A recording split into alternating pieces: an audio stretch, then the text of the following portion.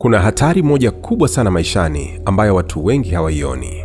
Hatari hii sio umasikini, sio kushindwa, na wala sio hata matatizo, bali ni kuishi miaka mingi bila kujua kwa nini au kwa sababu gani mtu unaishi. Hebu angalia jinsi muda wako unavyokwenda.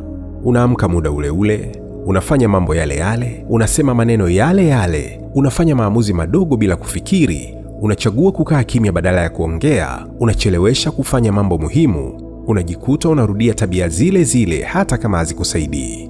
Lakini ndani yako kabisa kuna sauti ndogo inakwambia, hivi kweli, hivi ndivyo ninavyotaka maisha yangu yawe? Lakini bahati mbaya sana, huwa unaizima haraka sana sauti hiyo. Unajiambia, hivi ndivyo maisha yalivyo, watu wote wanaishi hivi, hakuna shida, nitabadilika baadaye.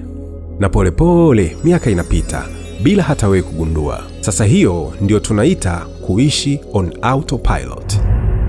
Watu wengi wanaamini kwamba kuishi kawaida au kufuata mtindo wa maisha kama watu wengine ni jambo zuri, lakini ukweli ni tofauti kabisa. Kuishi bila kufikiri haiwezi kuwa salama kwako. Ni hatari sana, kwa sababu unapokuwa kwenye autopilot hauchagui maisha yako, bali maisha yanakuchagulia. Unajikuta unaishi ratiba ambayo wewe hujaichagua, na maneno mengine ni kama unaishi malengo ya watu wengine ambayo wewe hujajiwekea. Kiufupi, unakuwa unaishi matarajio ya watu wengine. Na hapa ndipo wengi wanakuja kuamka baada ya miaka mingi sana na kujua kuwa wamepoteza muda mwingi maishani kwa kufanya mambo yasiyowaongezea thamani yoyote. Na ukweli halisi ni kwamba watu wengi hawaishi on autopilot kwa sababu ni wavivu, la, bali wanaishi hivyo kwa sababu ni rahisi kuishi hivyo. Kwa watu wengi, zoezi la kufikiri kwa kina linaumiza sana kwao, au kuchukua maamuzi makubwa kunawaogopesha watu wengi sana, na kuwajibika kwenye maisha wengi huhisi uzito sana.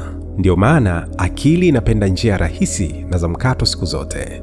Inapenda kurudia tabia zile zile, inapenda kufuata mtindo wa watu wengi, inapenda kuepuka maamuzi magumu, na taratibu autopilot inakuwa ndio maisha yako ya kawaida. Sio kwa sababu huwezi kuishi tofauti, bali kwa sababu hujapambana vya kutosha kutoka kwenye usingizi huo wa akili. Sasa nini kifanyike? Kuishi kwa uangalifu sio kufanya mambo makubwa kila siku. Ni kuwa na ufahamu mdogo lakini wenye kudumu, na kujiuliza maswali ambayo watu wengi hawajiulizi. Kwa nini ninafanya jambo hili? Hii tabia inanisaidia au inanididimiza? Hivi maamuzi yangu yananipeleka wapi? Sasa hii ndio tofauti. Watu wengi huishi kwa mazoea, na wachache sana huchagua kuishi kwa makusudi. Na pale tu utakapojifunza kuona maisha yako kwa ufahamu halisi, basi utaacha kuwa abiria na unaanza kuwa dereva wa maisha yako. Na ukifanikiwa kufanya hilo, utaanza kuona mambo ambayo haukuwa unayaona. Utaanza kugundua tabia zako kwa uwazi kabisa. Utaanza kuchagua badala ya kuchaguliwa. Utaanza kusema hapana pale ulipokuwa unasema ndio kwa mazoea. Utaanza kupanga muda wako badala ya kupangiwa. Na polepole maisha yako yanaanza kuwa na mwelekeo. Sio kwa sababu umebadilisha kila kitu mara moja, la hasha. Ni kwa sababu umeamka. Na kuamka kiakili ndio mabadiliko makubwa zaidi kuliko yote. Kwa hiyo, kama unahisi umeishi kwa autopilot, anza na hatua hizi rahisi. Kwanza, jiulize kila siku swali moja: leo nimechagua kufanya jambo gani? Pili, chagua tabia moja unayoifanya bila hata kufikiri. Anza kuifanya kwa uangalifu, fuatilia kwa makini kila hatua unayofanya. Tatu, andika mambo matatu unayoyafanya kila siku. Jiulize, haya yanakusogeza mbele au yanakukwamisha?